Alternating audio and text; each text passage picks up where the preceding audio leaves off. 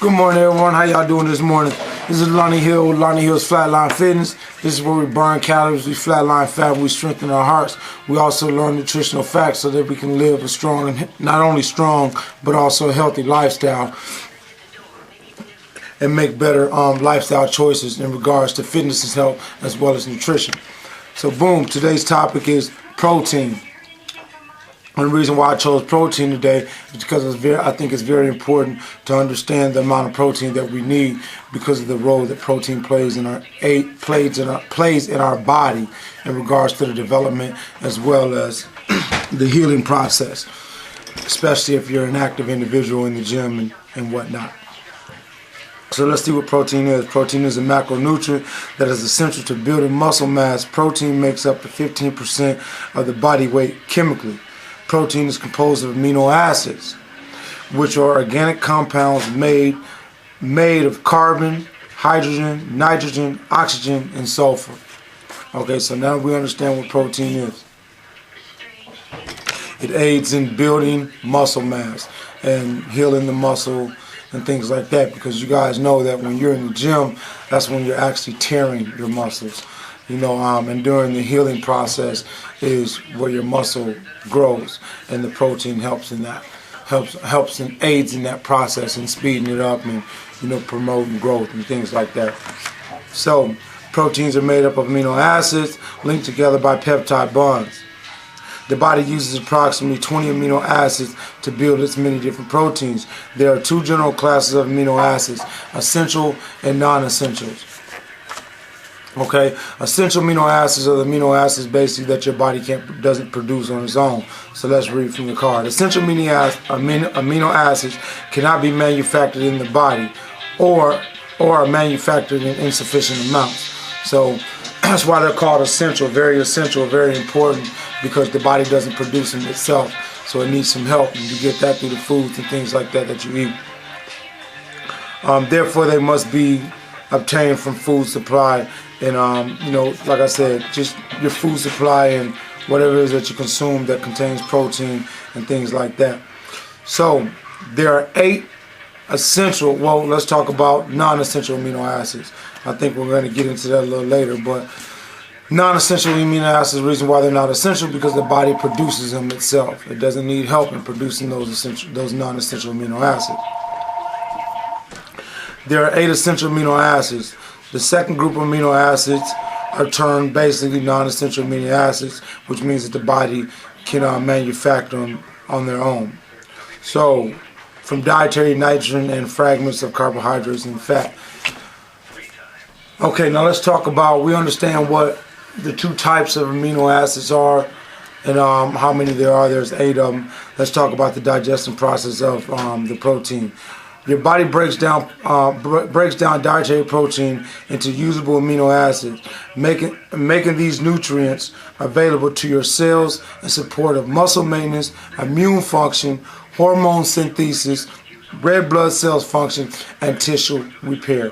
Those are all the roles of your protein and amino acids and what they do for the body after being broke down in the digestive system. Because as you guys know, it's the digestive system, the process that the digestive system goes through is how we get the vitamins and nutrients and things like that from the foods that we eat, because it has to break it down in order for us to absorb it within our body and being shot out through those finger-like things in the small intestines that gets spread out through the bloodstream. So remember, we talked about the digestive system about a week or so ago. So it all functions the same, it all happens the same, it all gets broke down the same. The thing about protein can be done in an irregular way. If protein intake exceeds the need for synthesis and energy needs are met, the amino acids from the dietary protein are deaminated, and therefore carbon fragments may be stored as fat. So you can eat too much protein. I hear people say, I need protein. Protein is the key. Protein is the key. It's not just protein. Everything that you eat is equally important. You know what I mean? So, I personally You know, we're going to get to that. There's a recommendation on the protein intake per day. I personally, that's something that I've never worried about myself. I take protein at the times that I feel that is needed because I've experimented with my body. I take my protein to the gym with me. So after I get done working out and tearing my muscles, boom, I give myself that protein. Because you have about a 30-minute window from the time you do that last set to you taking your protein, from it being used by your muscles or being stored as fat, as we just talked about right here. Among Americans, protein and caloric intakes are typically well above requirements, allowing protein to contribute significantly to individuals' fat stores. Again, it can be overdone. Absolutely can be overdone. Dietary protein is the delivering vehicle of amino acids. If a food supplies all the essential amino acids in appropriate ratio, it is called a complete protein. Let's talk about that real quick. Oh, we're gonna talk about that. If food sources is low or lacking in one or more essential amino acids, it is called an incomplete protein. Now, the good thing about this is that you can combine two incomplete proteins and get a complete protein, and we're going to get into that right now. First, sources of incomplete protein: grains, legumes, nuts, seeds, and other vegetables, just to name off a few. Incomplete proteins, like I said, can be combined to make available all of the essential amino acids to form a complete protein. Example of those incomplete proteins that I was just speaking on that you guys can put together. You can get a rice and you can put a bean together. Rice and beans, that's something I used to do all the time. I used to get some brown rice and some black beans and put them together. Bam, I have my complete protein. Good source of fiber, good source of carbohydrates, proteins, fats, all that. And that one source right there. And that's a good thing about being a vegan. You know, you don't have to eat meat to get all that. You know what I'm saying? And then everything that you eat is going to be consistent with what the body needs. You know what I mean? So it's just what it is. You know, meat only holds one thing, two things: calories, protein. Of course, you know, the salt and all that type of stuff from it being, or the trans fat. And I'm not talking bad on meat, but I just don't, you know, if you choose to eat meat, that's cool. Hey, right on. Some complete sources of protein, some things that you can mix together. Peanut butter toast. Boom. Hemp, like hemp seeds and stuff like that. Buckwheat, soy. You know, those are some sources as a vegan or vegetarian that you can eat, even as a meat eater. You know, hey, if you want to try it out and incorporate that into your diet, hey, by all means, can't do nothing but benefit from it. Protein recommendations. I was going to tell you, we was going to talk about this. Protein recommendations vary. They vary from person to person, and it all depends on your activity throughout the day. Are you active? Are you non-active? You know, things like that. Because a person that's in the gym and works out, tearing the muscles, obviously is going to have to consume more protein or consume the amount of protein at a certain time. Because like I said, me personally, I've never worried about a large amount of protein consumption throughout the day. I just make sure I have my protein there as soon as I get done working out, and that's worked out for me. The acceptable macronutrients distribution range for protein intake for adults is just is recommended at 10% to 35% of the total caloric intake.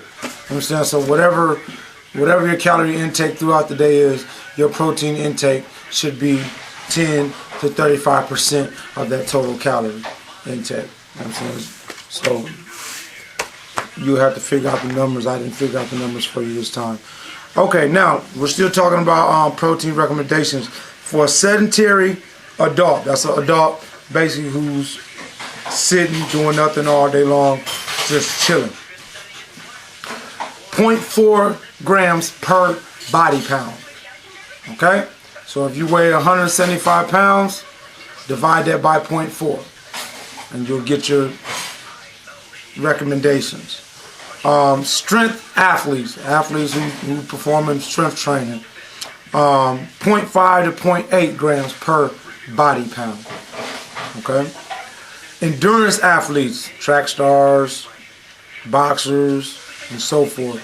0.5 to 0.6 grams per pound. So there you have it. The thing is, like I told you earlier, when you exceed the amount of protein needed for growth, maintenance, or repair, your body will store it as fat or glycogen. Use it for energy or convert it to other nitrogenous compounds. It can be stored as fat. Protein, like any other nutrients, any other food that you eat, can be or will have a negative effect if it isn't taken in the proper manner, if you're not eating it properly. You can overdo anything. That's just what it is. So, boom. Today's topic was protein. I hope you guys learned something, got some information out of it that helped you out. If not, I do apologize, but I do need you guys to comment on these videos. Let me know how it's going, if you're learning anything, if you're not, if there's anything I should add to it. However, we're going to make it happen. So, appreciate you guys showing up, showing all the love and support. This is Lonnie Hills Flat-Line Fitness. You can catch me on Facebook under Lonnie Hills Flat-Line. You can catch me on YouTube under Lonnie Hills Flat-Line Fitness. You can catch me on Instagram under Flat-Line Fitness 1. I am a licensed certified personal trainer. Hit me up. We can discuss details if you want to work with me personally one-on-one. My email is flat_linefitness@yahoo.com. I was going to say it again. See, that's what happens, repetition, when you're saying over and over and over. So, hey, boom, that's just what it is. I appreciate y'all showing up. Take care, God bless. Remember, like I always say, keep God first in everything that you do, your family second, and follow your dreams. Don't stop at nothing. Don't compromise for no one. Make sure your life happens in the way that you want it to happen. That's just the bottom line of it. Today's topic, protein. Get that protein in the right ratio and grow your body, especially after you leave that gym. Boom. See you later.